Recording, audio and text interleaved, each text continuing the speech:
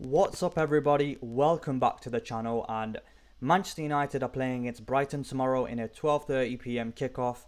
Manchester United coming into this game after winning against Fulham at Old Trafford 1-0 due to a Joshua Zirkzee late winner in the 87th minute.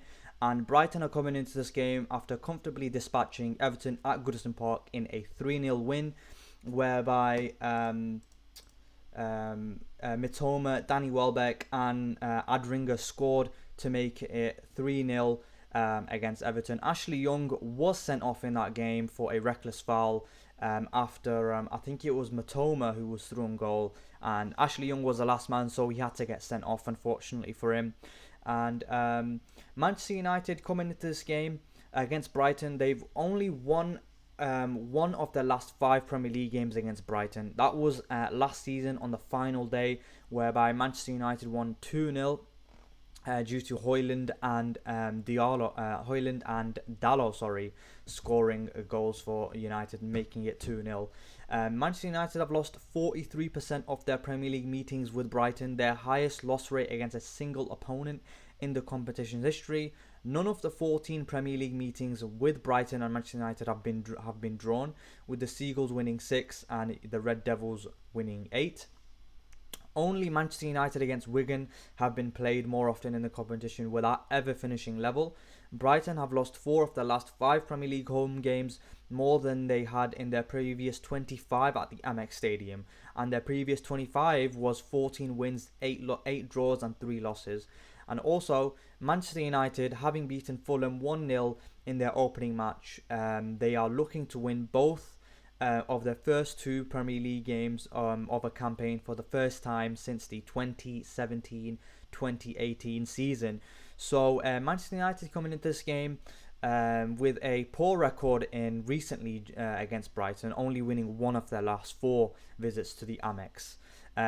But yeah, in terms of Brighton, against that game against Everton, they did play well. I was pretty quietly impressed with Brighton with how they played against Everton. They dominated the game with 62% possession. They had 10 shots on target, 10 shots and 5 on target. And Everton were poor in that game, in my opinion. They were getting caught out. And all 3 goals for Brighton came against the run of play. Welbeck had a really good game as well. He scored 1 and assisted as well. And was involved in all 3 goals in the build-up of them. So Welbeck had a really good game. So keeping him quiet is going to be key to United. So hopefully Man United are able to keep him quiet, because he might score. Brighton, they set up in a 4-2-3-1, but they could transition to a 4-1-4-1 with new signing Matt Wafer playing a holding role with Milner pushing up. Star man for me is going to be Minte, and he can punish you with the pace he has. He can come inside, or he can go down the line and whip in crosses for Welbeck. He's going to be dangerous on the break. But in terms of Brighton, I think that they are a tricky team to beat. Last season they did finish 11th with 48 points, so they're a decent side, and they've got some good players. They've made a good signing in Matt Wafer, so he's impressive as well. But yeah, they got some tricky wingers in Mitoma and Minte. They can cause you a lot of problems. But yeah, their press was good as well against Everton, so Manchester United are going to be careful. They're going to press high and they're going to leave gaps in behind. But in terms of Manchester United, I expect Manchester United to be lining up in a 4-2-3-1 formation. I think Ten Hag is going to go with Mason Mount and Bruno Fernandes playing as 2 false nines again, but me personally, I wouldn't go for that. Excuse me. This is my preferred lineup for Manchester United against Brighton. So for me, I've got obviously Andre Onana in net. Then I've got Mazraoui, De Ligt, Martinez and Diego Dalot starting at left back. I'm putting in De Ligt for Maguire simply because I feel like De Ligt is a better player on the ball, and even though I think Maguire aerially is better than De Ligt, I just think that Maguire isn't necessarily Manchester United quality. I don't think he's good enough to be playing for Manchester United. He is a decent player, but I think Man United need to be upgrading that centre-back position, and it's good that we signed Lenny Yoro and Matthias de Ligt, because we were looking light in that position after letting Varane go. And you need some fresh blood in that. I think Maguire's like aging as well. He's 30 or something. Yeah. In terms of central midfield, I'm going with Kobe Mainoo and Casemiro. I was particularly impressed with Casemiro as well against Fulham. He played two really good passes to Bruno Fernandes. Unfortunately, Bruno Fernandes wasn't able to put them away. But on another day, Casemiro has 2 assists and Bruno Fernandes has 2 goals. But that's football. Then I'm going for Diallo on the right, Bruno Fernandes in the number 10, Marcus Rashford on the left, and Joshua Zirkzee up front. Hopefully we see Zirkzee and De Ligt being given their starting debuts for Manchester United. I would much rather prefer to play with an out-and-out striker than 2 false nines, to be honest with you. But I think Ten Hag might go with Mason Mount. Personally, I think that Mason Mount and Diallo were a little bit poor against Fulham. Even Marcus Rashford, he wasn't really in the game against Fulham as well. So I am looking. I am expecting more from Marcus Rashford and Amad Diallo. Personally, I don't rate Mason Mount, to be honest with you. I think he's overrated. Unless Mason Mount could come away with 20 goals and assists in the Premier League, then my opinion can change on him. But personally, I just think it's like English tax, English player. The hype is the hype is too much for him, to be plainly honest with you. I think he's average at best. And I don't think he should be wearing the number 7, to be plainly honest with you. But it is what it is. Yeah, so unless Mason Mount can get 20 goals or assists in the Premier League, I don't think he's good enough. But in terms of Brighton, so how do you beat them? In my opinion, what you have to do is you have to exploit the high line they're going to play. They are going to play a high line. They are going to press high. They are going to try win the ball in the opposition third.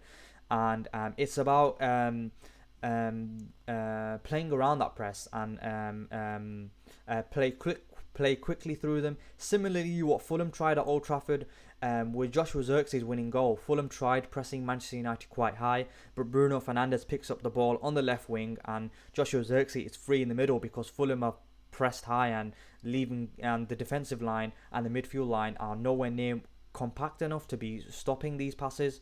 And so I think the way you beat them is you get runners in behind.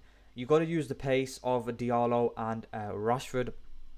Like I said, they're going to leave gaps in behind. So you use the pace, time the runs and the passes, pick out the passes, and they'll crumble, hopefully. They will leave gaps, so you're going to have to exploit them. But in terms of in my opinion, where this game is going to be won and lost, I think it's going to be the wide areas. I'm especially impressed with Matoma and Minte. I think they had very good games against Everton. So they're going to be coming up against Mazraoui and Dalot. And whoever can win that battle defensively, if Dalot and Mazraoui are able to keep Minte and Matoma quiet, then I think Man United are going to have a good day. If Rashford and Ahmad can actually perform better and be more involved in the game, possibly like the Ahmad that we saw in pre-season. In pre-season, Ahmad was looking very dangerous, cutting in from the right-hand side and shooting with his left foot. He was looking quite dangerous, Ahmad. Rashford, I think he had a little bit of a quiet pre-season and he was very quiet against Fulham. I'm expecting more from Marcus Rashford and Amad Diallo. Hopefully they put in better performances, because if they are able to get the better of Veltman and Hinchelwood, then I do think that Manchester United are going to have a good day. In terms of the scoreline, I am going for a 2-1 Manchester United win. Manchester United should be beating a team like Brighton. No disrespect to Brighton, even though they finished 11th in the Premier League last season with 48 points, which is a very good return for a team like Brighton. Manchester United need to be beating teams like that. So I'm going for a 2-1 win, and I'm going for goals from Joshua Zirkzee and Bruno Fernandes. Bruno Fernandes needs to repay the Fantasy Premier League managers for his misses against Fulham. He should have had 2 goals against Fulham. He is in my fantasy Premier League team. Unfortunately, he wasn't able to get the goals. Yeah, on another day, Bruno Fernandes comes away with 2 goals and Casemiro comes away with 2 assists. But unfortunately, it wasn't to be. So I'm going for a 2-1 scoreline. Joshua Zirkzee and Bruno Fernandes getting on the score sheet, and Welbeck I think is going to score for Brighton, because I do think that Welbeck had a very good game against Fulham, and he might perform against United as well, especially due to how tricky Minte and Mitoma are in terms of supplying him. But yeah, if Man United are able to play out of the press that Brighton are gonna they're gonna press Man United high. If Man United are able to play out the press and run in behind and exploit that high line that Brighton are going to play, I do think that Manchester United are going to have a good day, simply due to the pace of Marcus Rashford and Diallo. And yeah, so I'm going for a 2-1 win. Hopefully Manchester United do win, and it will give Manchester United 6 points in the Premier League. Still early days, of course, to be looking at the Premier League table. But yeah, hopefully Man United come away with the win. Anyway, I hope you enjoyed the video. Please like, comment and subscribe, and I'll catch you in the next one. Thank you.